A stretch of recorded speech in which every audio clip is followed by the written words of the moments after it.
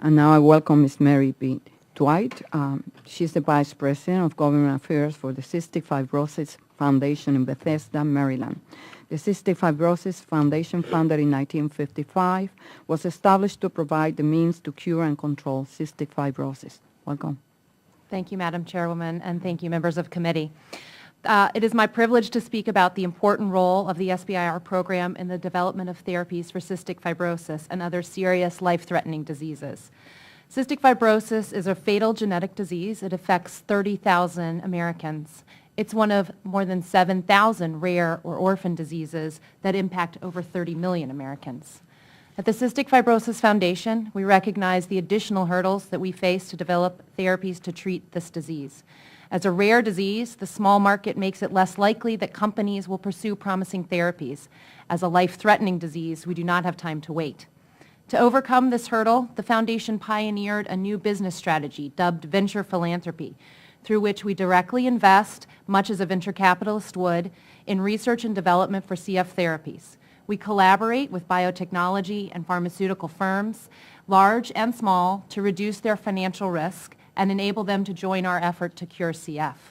In the past 5 years, we have invested over $660 million in our research and medical programs. Through this aggressive research program, we have made significant progress in the treatment for CF. When the foundation was established in 1955, children with the disease were not expected to see kindergarten.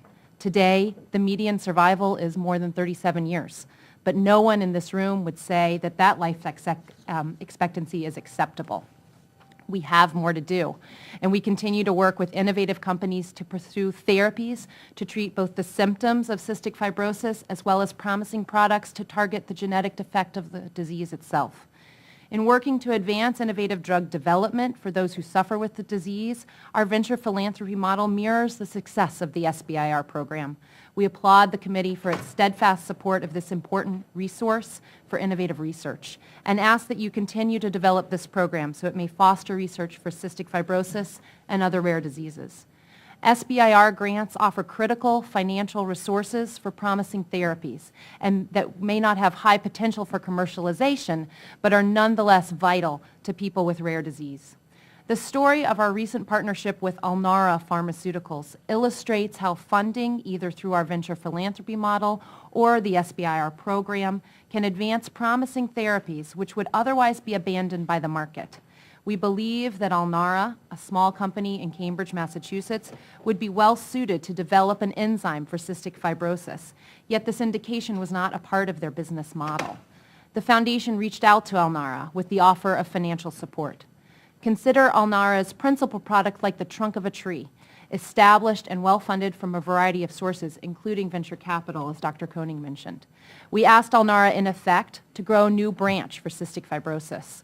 Our funding, or SBIR program funding as well, provided the company the stability it needed to take on the increased risk of this new branch.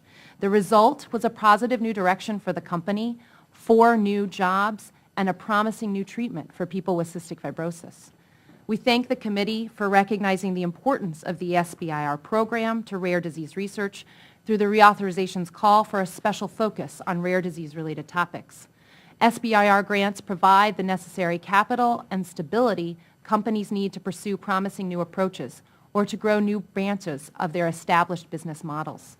This support is essential to foster more therapies for rare disease, as these therapies are often secondary products or new uses for the company's larger, more commercialized products.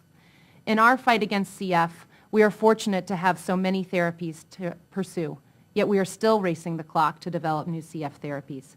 Despite our successful fundraising efforts and our promising pipeline, we cannot pursue all of the research opportunities before us without help and without partners.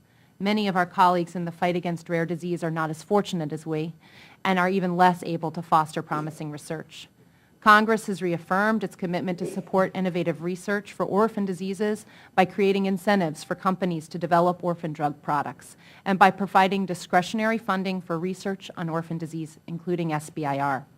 Congress can do even more for these small but deserving patient populations by designating 10% of the SBIR grants for orphan disease research and development. Guaranteeing this funding would answer a financing problem facing innovative small businesses. With Congress's support, small business would be in a better position to move beyond basic research on an orphan drug product and commercialize products that can improve the health of millions of people with rare disease. I thank the committee for your time and look forward to answering your questions.